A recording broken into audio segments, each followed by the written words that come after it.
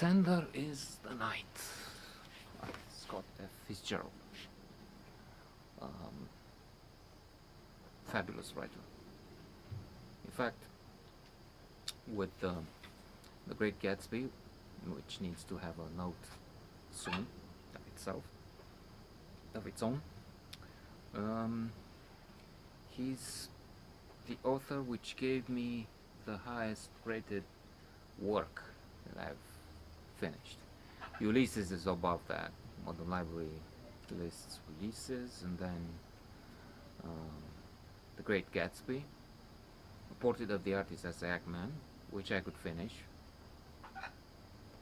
Um, thank Allah. But Ulysses is beyond me at this stage. Okay. Um, Tender is the Night is also included in the Modern Library Top 100 Best Books of the last 20th century in English. Otherwise, they would have Proust, Camus included, and others. So, a wonderful work. I just finished a week ago or so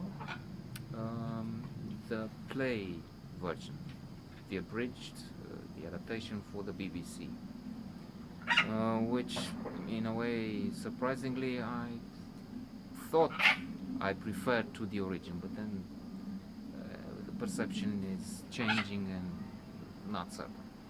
However, at the center we have Dick Divers, modeled on Fitzgerald himself, and his wife Nicole, a literary version of Zelda.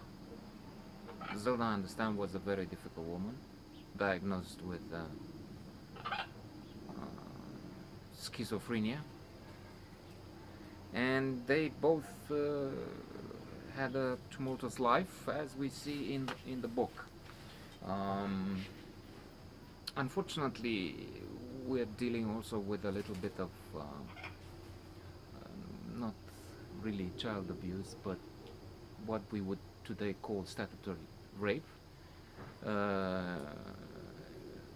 and cherry on top of aggravating circumstances, this Nicole, when they first meet, is the patient of Dr. Dick Divers at the point, at that stage. When we start the book, they're on a beach in France where they meet Rosemary Hoyt. She becomes raptured, thrilled by this couple and the entourage, because there are all sorts of interesting people, odd, many of them. There's a duo that is both funny and a bit horrifying. There's a dead black man found in the bed of Rosemary Hoyt, who fortunately had nothing to do with the murder. I think she didn't even meet the man, and that's part of a plot which in the original confused me to a degree, and in a way diminished the total final pleasure. In the adaptation, they cut corners, which is not good if you want to enjoy it thoroughly, and of course the original is to be savored, but in a day and age when time pressure is so obvious, and other factors, bets that distract you,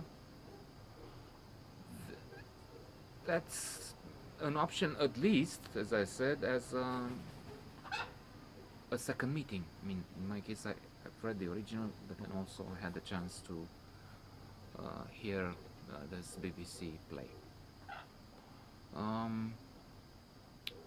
I remember a detail I've heard about in another play by Alan Bennett this time, with a shocking, provoking, and rude title. Uh, some might even call it abject, but Kafka's Dick. And he even talks about penises, among other delicate matters. There's this issue that supposedly Scott Scott F Fitzgerald, had a small penis, and that came out somehow in a discussion with Hemingway.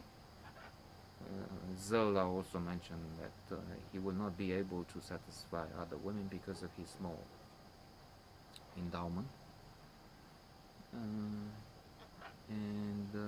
you can find the story if you are interested.